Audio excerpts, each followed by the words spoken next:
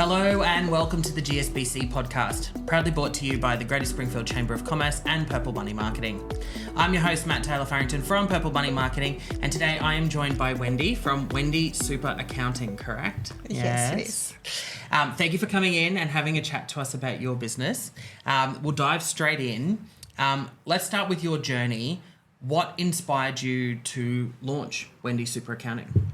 I have been working for big accounting firms. I have been helping the high end of the population, but I felt that my community and a lot of families like me were not having the right information, and a lot of people were falling into scams.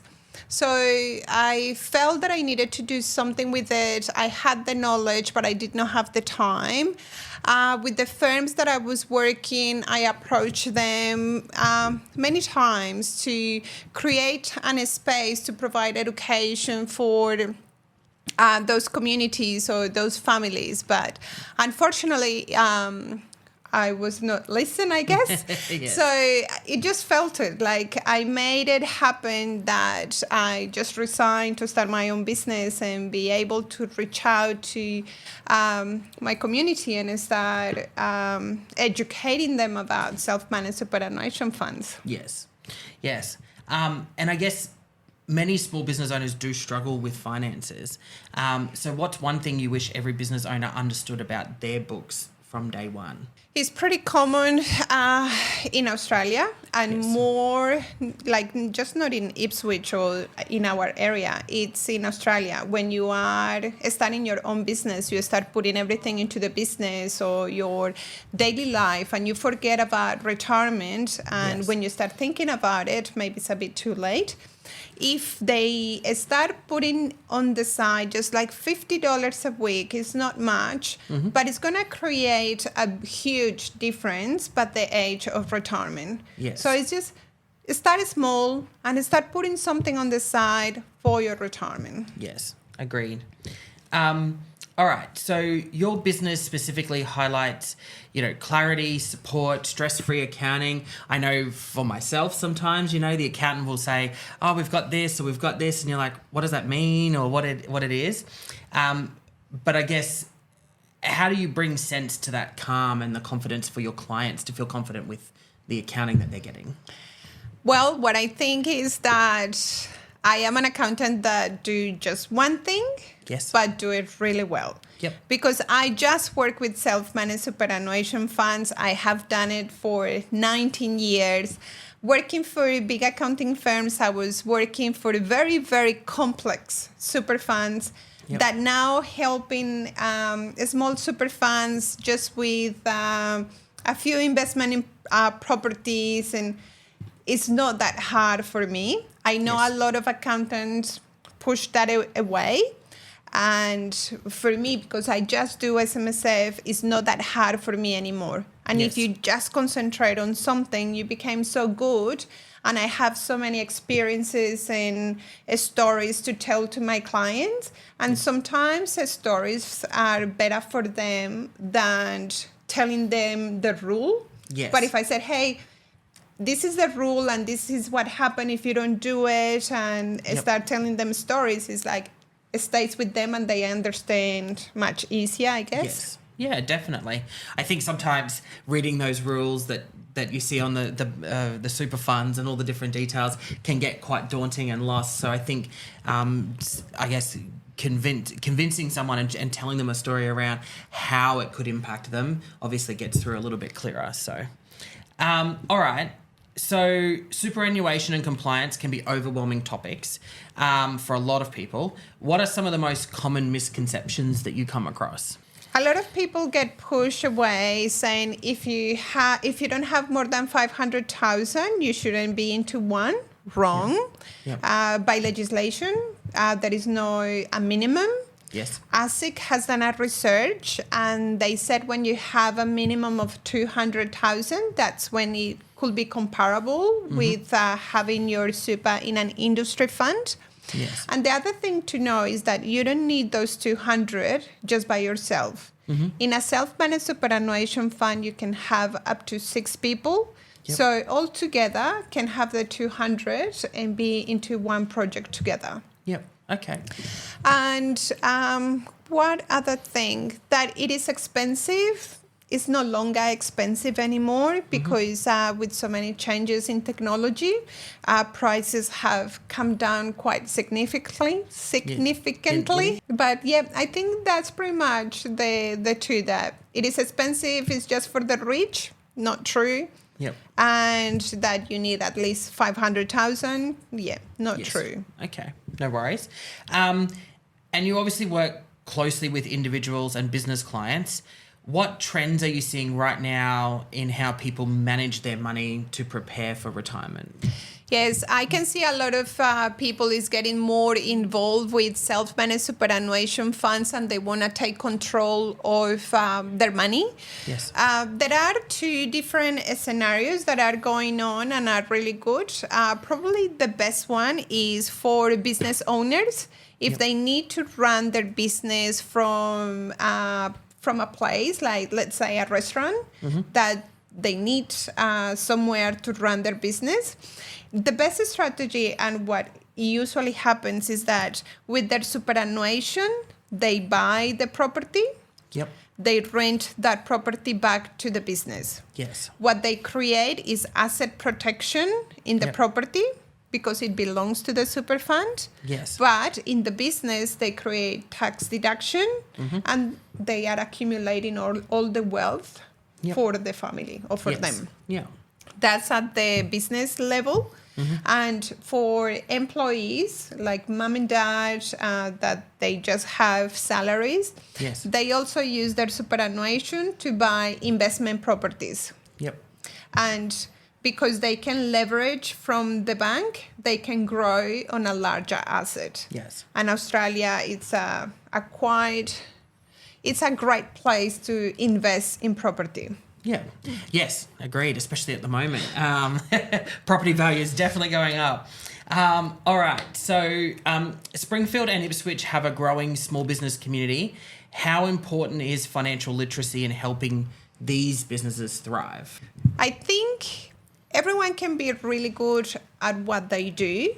Yes. But if they don't get on top of the numbers, it is a very potential fail. And you can see the statistics.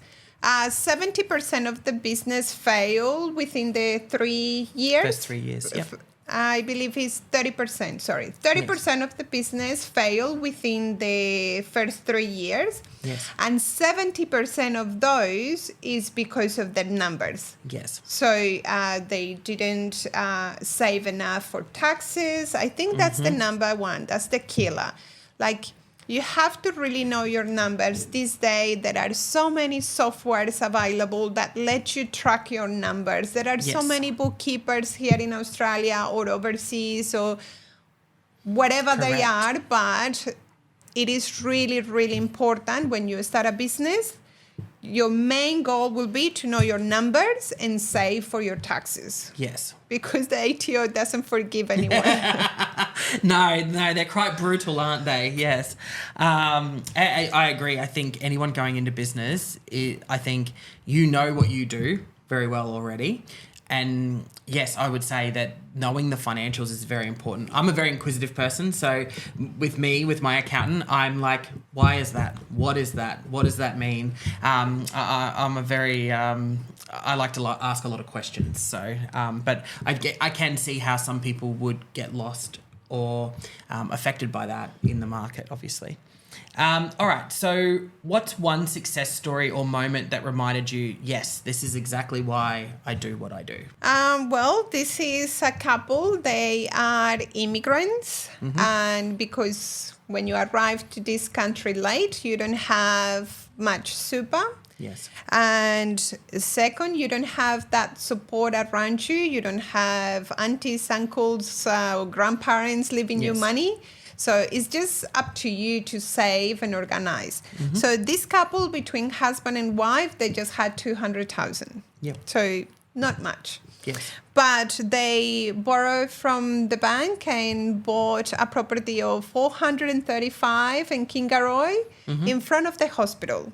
Yeah. So good tenants, it's just doctors and perfect location, beautiful property, not that expensive. We did it back in February, and now it's 100,000 more on the property, on the capital growth. Yeah. So now I feel very good that that couple is going to have a better retirement than if they did nothing. Yes, agreed. Yes, I think property for a lot of people at the moment is the key, definitely, especially with the way property prices are increasing. So, all right. Our next section is a quick fire section. It's to get to know you a little bit more. So, coffee or tea while you're number crunching?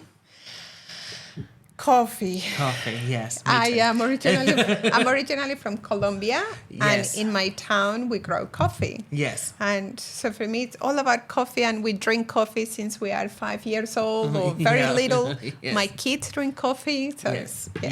Yeah. All right. Spreadsheets. Love them or secretly hate them? I think I love them. Everything has to be in a spreadsheet. I'm organizing a party, a spreadsheet. I'm putting in a spreadsheet. I think they're just part of my life. I hate them. Just saying. All right. If you weren't an accountant, what do you think you'd be doing?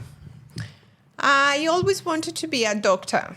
Okay. Yes. And I was in the hospitals, and my passion was to be a doctor. Yes. But back in Colombia, to get into medicine, you have to be like the top of the top. Yes.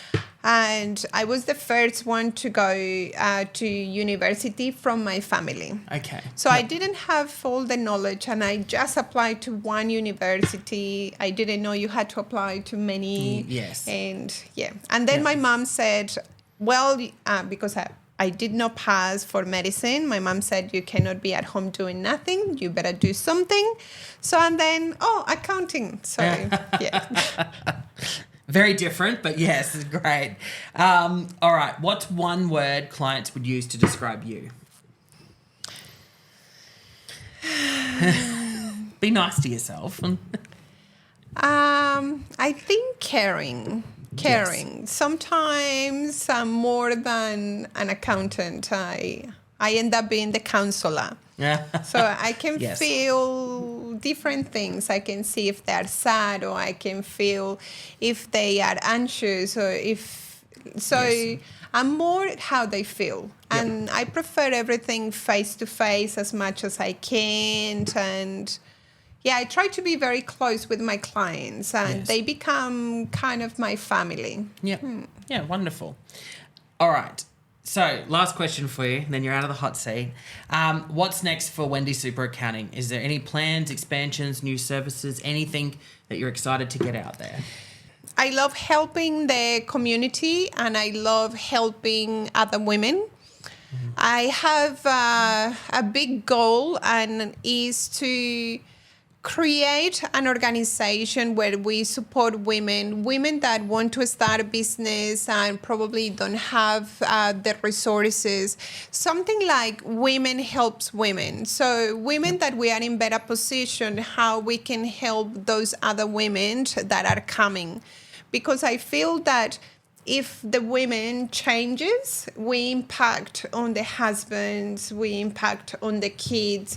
Yes. So it's a better return on the investment when you help the women. Yes. Okay. Wonderful. Well, we'll make sure to stay tuned for that.